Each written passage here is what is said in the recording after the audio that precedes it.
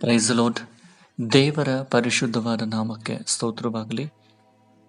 ನಾವು ಇವತ್ತು ಧ್ಯಾನಿಸಿಕೊಳ್ಳುತ್ತಿರುವಂಥ ವಾಕ್ಯ, ಒಂದು ಕಾಲ ಉಂಟು, ನಿನ್ನ ನಿರೀಕ್ಷೆಯು ನಿರರ್ಥಕವಾಗದು. ಜ್ಞಾನೋಕ್ತಿಗಳು 23ನೇ ಅಧ್ಯಾಯ 18ನೇ ವಾಕ್ಯ.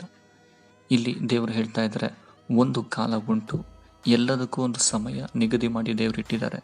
ಪ್ರಸಂಗ ಹೇಳ್ತದಲ್ಲ, ಎಲ್ಲದಕ್ಕೊಂದು ಸಮಯ ಇದೆ. ಹುಟ್ಟೋದಕ್ಕೊಂದು ಸಮಯ, ಸಾಯೋದಕ್ಕೊಂದು ಸಮಯ, ಎದ್ದೋದಕ್ಕೊಂದು ಸಮಯ, ಬೀಳೋದಕ್ಕೊಂದು ಸಮಯ, ಕಟ್ಟೋದಕ್ಕೊಂದು ಸಮಯ, ಕಟ್ಟದಿರುವುದಕ್ಕೊಂದು ಸಮಯ, ಎಲ್ಲದಕ್ಕೂ ಒಂದು ಸಮಯವನ್ನು ದೇವರು ನಿಗದಿ ಮಾಡಿಟ್ಟಿದ್ದಾರೆ. ಹಾಗೆಯೇ ಮನುಷ್ಯನನ್ನು ಬೆಳೆಸುವುದಕ್ಕೆ, ಮನುಷ್ಯನನ್ನು ವೃದ್ಧಿಗೊಳಿಸುವುದಕ್ಕೆ ಒಂದು ಸಮಯವನ್ನು ದೇವರು ಏನು ಮಾಡಿದ್ದಾರಂತೆ, ನಿಗದಿ ಮಾಡಿ ಇಟ್ಟಿದ್ದಾರೆ. ಒಂದು ಕಾಲವನ್ನು ದೇವರು ನಿಗದಿ ಮಾಡಿ ಇಟ್ಟಿದ್ದಾರೆ. ಒಂದು ಕಾಲದಲ್ಲಿ ದಾವೀದನನ್ನ ಕುರಿ ಕಾಯುವಂಥ ದಾವೀದನು ಎಂಬುದಾಗಿ ಕರೀತಾ ಇದ್ರು. ಯಾಕಂದರೆ ದಾವೀದನು ಕುರಿಗಳನ್ನು ಕಾಯ್ತಾ, ಯಾವುದೋ ಒಂದು ಪ್ರದೇಶದಲ್ಲಿ, ಯಾವುದೋ ಒಂದು ಕಾಡಿನಲ್ಲಿ ಹೋಗಿ ಕುರಿಗಳನ್ನು ಕಾಯ್ತಾ, ಯಾವುದೇ ಸಹಾಯ ಇಲ್ಲದೆ, ಯಾವುದೇ ಪ್ರೀತಿ ಇಲ್ಲದೆ ಆ ಒಂದು ಕಾಡಿನಲ್ಲಿ ಎಷ್ಟೋ ಕಾಡು ಪ್ರಾಣಿಗಳ ಮಧ್ಯದಲ್ಲಿ ಇದ್ದು ಕುರಿಗಳನ್ನು ಕಾಯ್ತಾ ಯಾವ ಒಂದು ನಿರೀಕ್ಷೆ ಇಲ್ಲದೆ ಜೀವಿಸ್ತಾ ಇದ್ರು. ಆದರೆ ದಾವೀದನಿಗೆ ಒಂದು ನಂಬಿಕೆ ಇತ್ತು, ಏನಂತಂದರೆ, ದೇವರು ನನ್ನ ನಂಬಿಕೆಯನ್ನು ಏನು ಮಾಡೋದಿಲ್ಲ, ವ್ಯರ್ಥಪಡಿಸೋದಿಲ್ಲ, ನಮ್ಮ ನಿರೀಕ್ಷೆಯನ್ನು ವ್ಯರ್ಥಪಡಿಸೋದಿಲ್ಲ ಅಂತ ದಾವೀದನು ಯಾವಾಗಲೂ ದೇವರನ್ನು ಸ್ತುತಿ ಮಾಡ್ತಾ, ದೇವರನ್ನು ಕೊಂಡಾಡ್ತಾ, ತಾನು ಮಾಡುವಂಥ ಕೆಲಸದಲ್ಲೇ ದೇವರನ್ನು ಆತ್ಮೀಯವಾಗಿ ಕೊಂಡಾಡಿದ್ದರಿಂದ ಒಂದು ಕಾಲ ಬರುತ್ತೆ, ಯಾವ ದಾವೀದನು ಕುರಿಗಳನ್ನು ಕಾಯುವುದಕ್ಕೆ ಲಾಯಕು ಅಂತ ಹೇಳಿ ಅವರ ಅಣ್ಣಂದರು, ಅವರ ತಂದೆ ಅಂದ್ಕೊಂಡಿದ್ರು. ಆದರೆ ಅದೆಲ್ಲವೂ ಕೂಡ ಸುಳ್ಳಾಗಿ ದಾವೀದನು ಅರಸನ ಪಟ್ಟಕ್ಕೆ ಏರುವಂಥ ಕಾಲ ಬರುತ್ತೆ. ಇಷ್ಟೆಲ್ಲ ಒಂದೇ ಒಂದು ಕ್ಷಣದಲ್ಲಿ ಆಗಲಿಲ್ಲ, ಸಮಯಗಳು ಬೇಕಾಗುತ್ತೆ. ಸೊ ಒಂದು ಕಾಲ ಇದೆ. ಖಂಡಿತವಾಗಲೂ ದೇವರು ದಾವೀದನನ್ನು ಮೇಲೆತ್ತಿದ ಹಾಗೆ ನಮ್ಮನ್ನು ಕೂಡ ಮೇಲೆತ್ತಾರೆ. ಯೋಸೇಫನು ಕೂಡ ಒಬ್ಬ ಶ್ರೀಮಂತನ ಮಗನಾದರೂ ಕೂಡ ಸ್ವಂತ ಅಣ್ಣಂದರ ಮೂಲಕವಾಗಿ ಕೇವಲ 20 ಬೆಳ್ಳಿ ಕಾಸಿಗೋಸ್ಕರ ಮಾರಲ್ಪಡ್ತಾನೆ.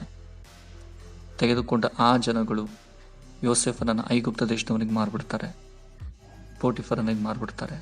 ಸೊ ಮಾರಾದ್ಮೇಲೆ ಐಗುಪ್ತ ದೇಶಕ್ಕೆ ಒಬ್ಬ ಆಳಾಗಿ, ಶ್ರೀಮಂತನ ಮಗ ಆಳಾಗಿ ಹೋಗ್ತಾನೆ. ಆಳಾಗಿ ಹೋದ ಮೇಲೆ ಮತ್ತೆ ಯಾವುದೋ ಒಂದು ದೂರಿನಿಂದ, ತಪ್ಪಾದ ದೂರಿನಿಂದ ಅದೇ ಯೋಸೇಫನು ಸೆರೆಮನೆ ಹೋಗುವಂಥ ಪರಿಸ್ಥಿತಿ ಬರುತ್ತೆ. ಆವಾಗಲೂ ಯೋಸೇಫನು ತಾಳ್ಮೆಯಿಂದಿರ್ತಾರೆ. ಯಾಕಂದರೆ ದೇವರ ಚಿತ್ತ, ದೇವರ ಒಂದು ಕಾರ್ಯ ನೆರವೇರಲಿ ಅಂತ ಹೇಳಿ. ಆಗಲೂ ಕೂಡ ಯೋಸೇಫನು ಸುಮ್ಮನೆ ಇರ್ತಾರೆ. ಕೆಲವು ದಿನಗಳ ನಂತರ ಮತ್ತೆ ಯೋಸೇಫನನ್ನು ದೇವರು ಏನು ಮಾಡ್ತಾರೆ, ಅಲ್ಲಿಂದ ಹೊರತರ್ತಾರೆ. ಮತ್ತೆ ಕೆಲವು ದಿನಗಳ ನಂತರ ಅಥವಾ ತಿಂಗಳ ನಂತರ ಅದೇ ಯೋಸೇಫನನ್ನು, ಯಾವ ಯೋಸೇಫನನ್ನು ನಾಶ ಮಾಡಬೇಕಂತ ಜನಗಳಿದ್ರು, ವೈರಿಗಳು ಕಾಯ್ತಾ ಇದ್ರು, ಸೈತನನ್ನು ಕಾರ್ಯ ಮಾಡ್ತಾ ಇದ್ನು, ಅದೇ ಯೋಸೇಫನು ಅದೇ ಐಗುಪ್ತ ದೇಶಕ್ಕೆ ಸರ್ವಾಧಿಕಾರಿ ಆಗ್ತಾರೆ. ಸೊ 7 ವರ್ಷ ಬರ ಬರುತ್ತೆ.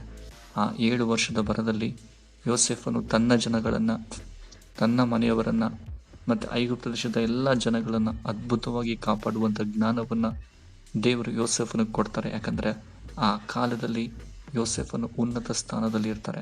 ರಾಜನ 2ನೇ ಸ್ಥಾನದಲ್ಲಿ ಯೋಸೇಫನು ಇರ್ತಾರೆ.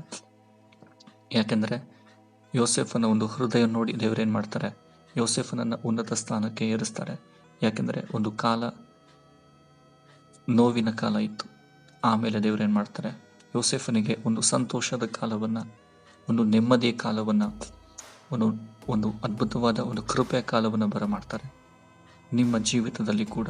ಯಾಕಂದರೆ ಅದೇ ಯೋಸೇಫನು ಐಗುಪ್ತ ದೇಶಕ್ಕೆ ಸರ್ವಾಧಿಕಾರಿಯಾಗಿ ಮಾಡ್ಬಿಡ್ತಾರೆ. ಆಗ ಯೋಸೇಫನಿಗೆ ಯಾವುದೇ ಕೊರತೆ ಇರೋದಿಲ್ಲ ನಮ್ಮ ಜೀವಿತಗಳಲ್ಲಿ ಕೂಡ. ಯಾಕಂದರೆ ಯೋಸೇಫನು ಒಂದು ಕಾಲದಲ್ಲಿ ಎಷ್ಟೋ ನೋವುಪಟ್ಟರು, ಆಮೇಲೆ ಎಷ್ಟೋ ಸಂತೋಷವಾಗಿದ್ದರು. ಯಾಕಂದರೆ ಯೋಸೇಫನ ನಿರೀಕ್ಷೆ ವ್ಯರ್ಥವಾಗಲಿಲ್ಲ. ಹಾಗೆ ನಿಮ್ಮ ಜೀವಿತದಲ್ಲಿ ಕೂಡ, ಅಥವಾ ನಮ್ಮ ಜೀವಿತಗಳಲ್ಲಿ ಕೂಡ ಒಂದು ಕಾಲ ಬರುತ್ತೆ, ನಮ್ಮನ್ನು ಕೂಡ ಮೇಲೆತ್ತಾರೆ, ಉಪಯೋಗ ಮಾಡ್ತಾರೆ. ದೇವರು ನಮ್ಮನ್ನು ಪ್ರಯೋಜನ ಪಡಿಸಲು ಆತನು ಶಕ್ತನಾಗಿದ್ದಾರೆ. ಯೋಚನೆ ಮಾಡಬೇಡ್ರಿ, ಒಂದೊಂದು ಸಮಯವೂ ಕೂಡ ದೇವರು ನಮ್ಮನ್ನು ಕುರಿತು ನೋಡ್ತಾ ಇದ್ದಾರೆ. ಎಲ್ಲವನ್ನ ಅದ್ಭುತವಾಗಿ ಮಾರ್ಪಡಿಸಿರುವಂಥ ದೇವರು, ಅದ್ಭುತವಾಗಿ ನಡೆಸ್ತಿರುವಂಥ ದೇವರು ಖಂಡಿತವಾಗ್ಲೂ ನಮ್ಮ ಯೋಚನೆಗಳನ್ನು, ನಮ್ಮ ನಿರೀಕ್ಷೆಯನ್ನು ಕೂಡ ವ್ಯರ್ಥಪಡಿಸೋದಿಲ್ಲ. ಆತನು ನಮ್ಮನ್ನು ಉನ್ನತ ಸ್ಥಾನದಲ್ಲಿ ನಡೆಸ್ತಾರೆ. ದೇವರು ಈ ವಾಕ್ಯದ ಪ್ರಕಾರ ನಿಮ್ಮೆಲ್ಲರನ್ನು ಆಶೀರ್ವದಿಸಲಿ.